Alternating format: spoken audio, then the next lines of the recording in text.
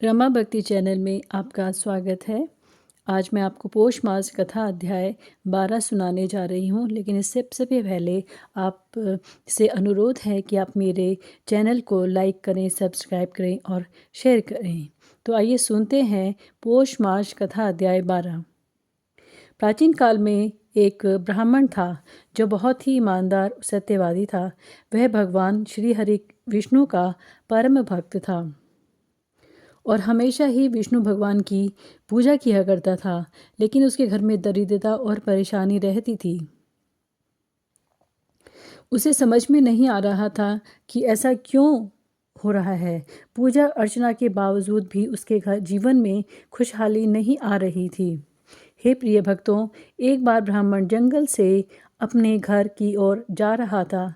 तभी उसे ऋषि के दर्शन प्राप्त हुए। उसने ऋषि को अपनी सारी बातें बताई। ऋषि ने ब्राह्मण को कहा कि विष्णु की आपने बहुत पूजा की, लेकिन इसके बाद भी उसे कोई फल नहीं मिला, क्योंकि उस ब्राह्मण ने अपने घर में उसे स्थान नहीं दिया जो श्री हरि विष्णु प्रिया मानी जाती है। ऋषि ने ब्राह्मण को कहा कि वह अपने घर में तुलसी के पौधे की स्थापना करे और फिर रोजाना भगवान विष्णु के साथ ही तुलसी माता की भी पूजा करा करे। ब्राह्मण ने जब ऋषि से तुलसी के पौधे की स्थापना के लिए शुभ दिवस पूछा तो उन्होंने पौष मास के कृष्ण पक्ष की दशमी तिथि को शुभ और मंगलकारी बताया। इसके बाद ब्राह्मण ने ऋषि द्वारा बताई गई तिथि पर तुलसी के पौधे को घर में स्थापित किया। पूरी श्रद्धा से तुलसी माता की पूजा की, जिससे भगवान श्री हरि विष्णु ने प्रसन्न होकर ब्राह्मण को दर्शन दिए और उसके सभी कष्ट हर लिए। तभी से पौष कृष्ण पक्ष दशमी के दिन तुलसी पूजन दिवस मनाया जाने लगा। जय श्री हरि विष्णु, जय माँ तुलसी। हे प्रिय भक्तों, तो आइए सुनते हैं पुण्य फल देने वाली आज की महात्मा कथा। ओम नमो नारायण। भगवान श्री नारायण कहते हैं, नारद परशुराम जी ने ब्रह्मा जी की बात सुनकर उन जगत गुरु को प्रणाम किया। उनसे वरदान पाकर वे सफल मनोरथ होकर शिवलोक को चले गए। वायु के आधार पर टिका हुआ वह मनोहर लोक 1,00,000 योजन ऊंचा तथा ब्रह्मलोक से विलक्षण है। उसका वर्णन करना अत्यंत कठिन है। नारद जी उसके दक्षिण भाग में वैकुंठ और वाम भाग में गौरीलोक है। नीचे की ओर ध्रुवलोक है, जो संपूर्ण लोकों से परे कहा जाता है। उन सब के ऊपर 50 करोड़ योजन के विस्तार वाला गोलोक है। उससे ऊपर दूसरा कोई लोक नहीं है। वही सर्वोपरि कहा जाता है। मन के समान वेगशाली योगेंद्र परशुराम जी ने उस शिवलोक को देखा। वह महान अद्भुत लोक उपमेय से रहित अर्थात अनुपम, श्रेष्ठ, योगेंद्र, सिद्ध, विद्या विशारद, करोड़ों कल्पों की तपस्या से पवित्र शरीर वाले पुण्य आत्माओं से निषेध मनोरथ पूर्ण करने वाला, कल्पवृक्षों के समूह से परिविष्ट, असंख्य कामधेनु के समुदायों से सुशोभित पारिजात वृक्ष की विशेष शोभायमान और 100 हज पुष्प उद्यानों से युक्त, सदा उत्कृष्ट शोभा से संपन्न, बहुमूल्य मणियों द्वारा रचित सुंदर मणि वेदियों तथा सैकड़ों दिव्य राजमार्गों द्वारा बाहर भीतर विभूषित और अनेक प्रकार की सुंदरता से युक्त, उत्तम मणियों के कलश से उज्जवल दिखने वाले अमूल्य मणियों द्वारा निर्मित 100 करोड़ भवनों से युक्त था। हे नारद, उसके रमणीय मध्य भाग में श्री शंकर जी का भवन दिखाई दिया। उस परम मनोहर भवन के चारों ओर बहुमूल्य मणियों की 4 दीवारी का निर्माण हुआ था। वह इतना ऊंचा था कि आकाश का स्पर्श कर रहा था।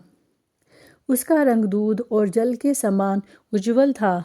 उसमें 16 दरवाजे थे तथा वह सैकड़ों ऐसे मंदिरों से सुशोभित था, जो अतुल्य रत्नों द्वारा निर्मित तथा रत्नों की सीढ़ियों से विभूषित थे। उनमें हीरे जड़े हुए थे। खंभे दरवाजे लगे थे और मणियों की जालियों से सुशोभित उत्तम रत्नों के कलश से प्रकाशित अनेक प्रकार के विचित्र चित्रों से चित्रित परम मनोहर थे। उसके द्वार पर 2 भयंकर द्वारपाल नियुक्त थे, जिन्हें परशुराम जी ने देखा। उनकी आकृति बहुत बड़ी थी, दांत और मुख बड़े ही विकराल थे। 3 बड़े बड़े नेत्र थे, जिसमें कुछ पीली माँ और लालाई छाई हुई थी। वे जले हुए पर्वत के समान काले और महान बल पराक्रम से संपन्न थे, और शरीर उत्तम बलवान तथा विभूति से विभूषित थे। त्रिशूल और धारण किए हुए थे। दोनों ब्रह्म तेज से प्रज्वलित हो रहे थे। उन्हें देखकर परशुराम जी का मन भयग्रस्त हो गया। फिर भी वे डरते डरते कुछ कहने को तत्पर हुए, और उन्होंने विनीत भाव होकर बड़ी विनम्रता के साथ उन दोनों महाबली द्वारपालों के सामने अपना वृतांत कहा। ब्राह्मण की बात सुनकर उन दोनों के मन में दया का संचार हुआ। तब उन श्रेष्ठ अनुचर ने दूत द्वारा महात्मा शंकर जी की आज्ञा लेकर परशुराम जी को भीतर प्रवेश करने का आदेश दिया। परशुराम जी उनकी आज्ञा पाकर श्री हरि का स्मरण करते हुए भवन के अंदर प्रविष्ट हुए। वहां उन्होंने एक एक करके 16 दरवाजे को देखा, जो अनेक प्रकार की चित्रकारी से चित्रित होने के कारण अत्यंत सुंदर थे। उन पर द्वारपाल नियुक्त थे।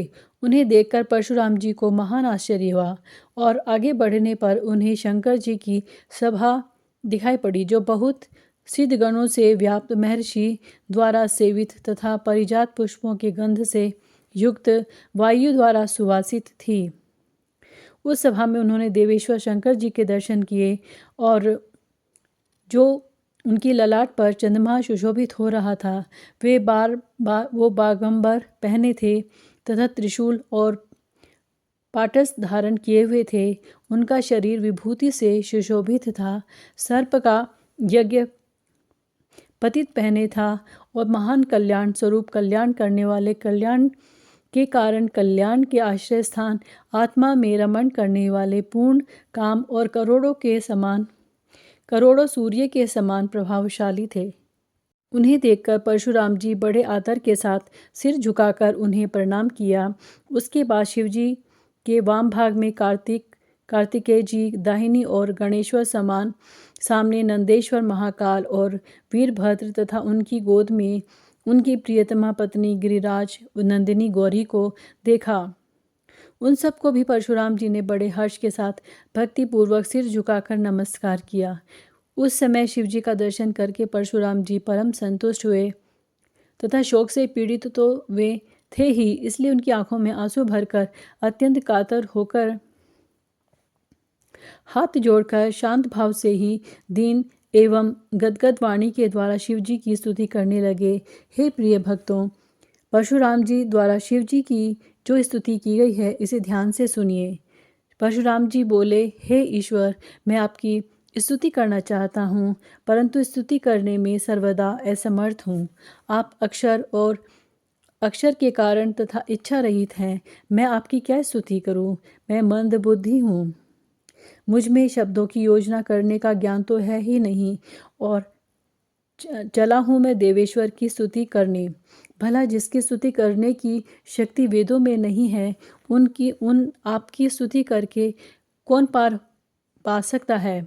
आपका मन, बुद्धि और वाणी के अगोचर सार से भी सार रूप परात्पर ज्ञान और बुद्धि से असाध्य सिद्धों द्वारा सेवित आकाश की तरह आदि, मध्य और अंत से हीन तथा अविनाशी विश्व पर शासन करने वाले तंत्र रहित स्वतंत्र तंत्र के कारण ध्यान द्वारा असाध्य दुराराध्य साधन करने में अत्यंत सुगम दया के सागर हैं। हे दीन बंधु, मैं तो अत्यंत दीन हूँ। मैं उन महेश्वर को मैं नमस्कार करता हूँ जो चंद्रमा, अग्नि, जल और वायु के रूप में विराजमान है, और उन महेश्वर को मैं अभिवादन करता हूँ जो स्त्री, नपुंसक रूप और पुरुष रूप धारण करके जगत का विस्तार करते हैं। और मैं उस को मैं कोटि कोटि नमन करता हूँ, जो सबके लिए कल्प वृक्ष रूप हैं और अभिलाषा से भी अधिक फल प्रदान करते हैं, जो बहुत शीघ्र प्रसन्न हो जाते हैं और जो भक्तों के बंधु हैं, उन महेश्वर को मैं नमस्कार करता हूँ। जो अजन्म एवं बार बार जन्म धारण करने वाले आदि सब कुछ है, उन महेश्वर को मैं मस्तक झुकाता हूँ।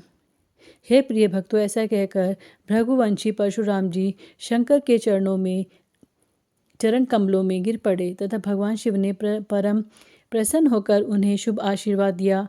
आगे भगवान श्री नारायण बोले, हे नारद, जो भक्ति भाव सहित इस परशुराम कृत स्तोत्र का पाठ करता है या सुनता है, वे संपूर्ण पापों से पूर्ण मुक्त होकर शिवलोक में जाता है। इसके बाद महादेव जी के पूछने पर परशुराम जी ने कहा, हे दयानिधान, मैं भृगुवंशी जमदग्नि का पुत्र परशुराम हूँ। मैं आपका दास हूँ और आप मेरी रक्षा करें। इसके बाद सारी घटना विस्तार से सुनाकर परशुराम जी ने कहा, मैंने पृथ्वी को 21 बार क्षत्रिय शून्य करने तथा मेरे पिता का वध करने वाले कार्तवीर्य अर्जुन की तब परशुराम जी भगवती गौरी और कालिका के क्रोध भरे वचन सुनकर उच्च स्वर से रोने लगे और प्राण विसर्जन के लिए तैयार हो गए।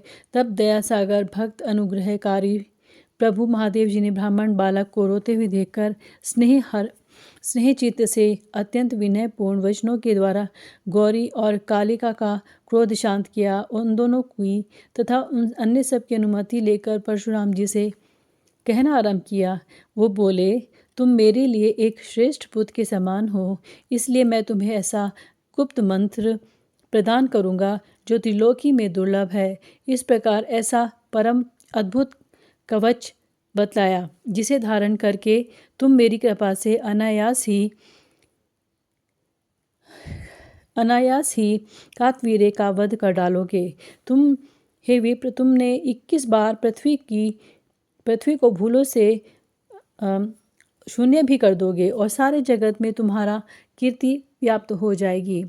इससे तनिक भी संशय नहीं है। भगवान श्री नारायण आगे बोले, हे नारद, इतना कहकर शंकर जी ने परशुराम जी को दुर्लभ मंत्र और त्रिलोक्य विजय नामक परम अद्भुत कवच प्रदान किया।